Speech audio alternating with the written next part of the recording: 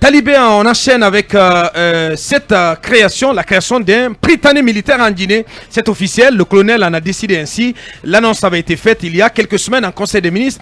Le décret de création de cette école d'élite est tombé hier soir à la télévision nationale. Une école d'élite que certains appellent école d'excellence. Donc ce Prytanée militaire, le décret du président créant ce Prytanée a été publié hier. Il est placé, ce Prytanée, en tout cas son site c'est le camp Alpha Diallo, et il est placé sous l'autorité directe du chef d'état-major général des armées.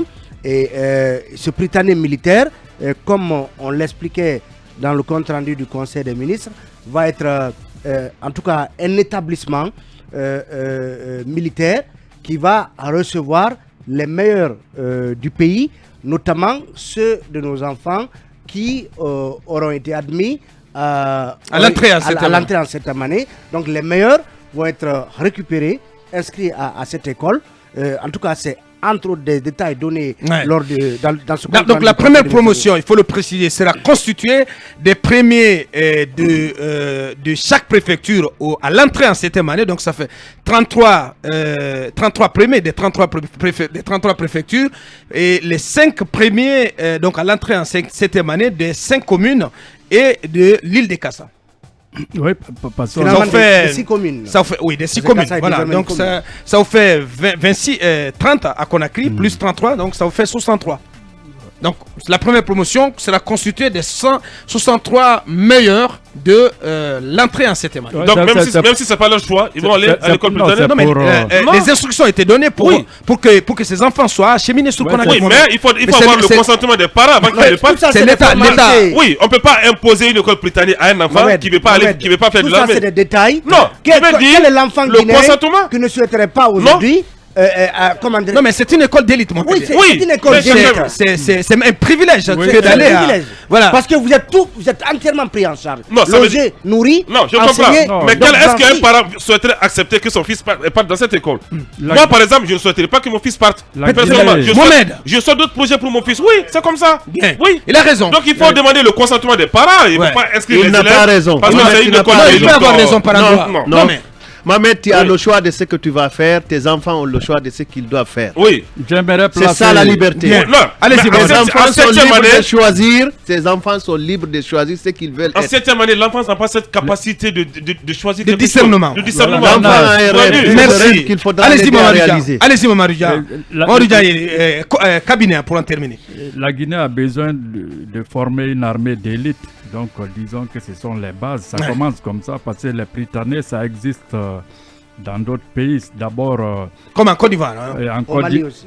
Au Mali aussi. Au Mali, au Niger, au Sénégal, au Gabon. C'est Napoléon Bonaparte, le grand, qui a créé les Prytanées.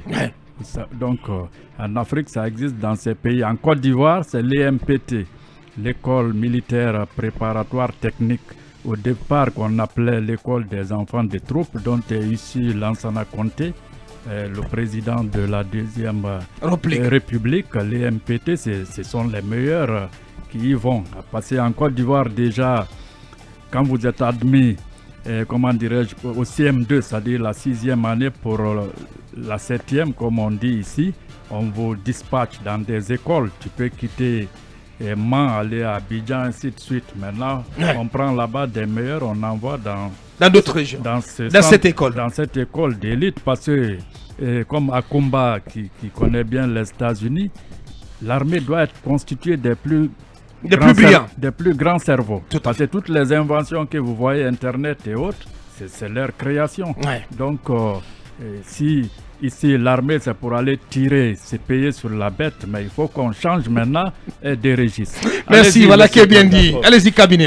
Je trouve que c'est une très bonne chose parce qu'il faut rappeler qu'au départ, ces écoles-là étaient destinées aux enfants d'officiers de l'armée de terre et d'autres entités de l'armée qui partaient dans ces écoles. La Guinée en a envoyé suffisamment au Mali, en Côte d'Ivoire. En tout cas, dans d'autres pays. Et le colonel règle un problème qui est de l'ordre de la reproduction sociale. puisque pour ces écoles-là, comme on peut avoir la même critique vis-à-vis des écoles d'élite en France, ce sont des écoles où tel père, tel fils. Donc ce sont les enfants, comme je l'ai tantôt dit, des officiers qui y partaient. Maintenant, c'est démocratisé, tout le monde va y aller. C'est ouvert. Hein. Et il y a aussi un deuxième aspect important. Vous savez, la formation est un aspect important dans l'ascension au sein de l'armée. Ouais. Être formé à l'extérieur ou prendre part à des missions militaires à l'extérieur est très important dans la formation à la fois de la construction du militaire, mais aussi dans sa capacité à pouvoir former un réseau important autour de lui. Donc c'est très très important. Une décision à saluer.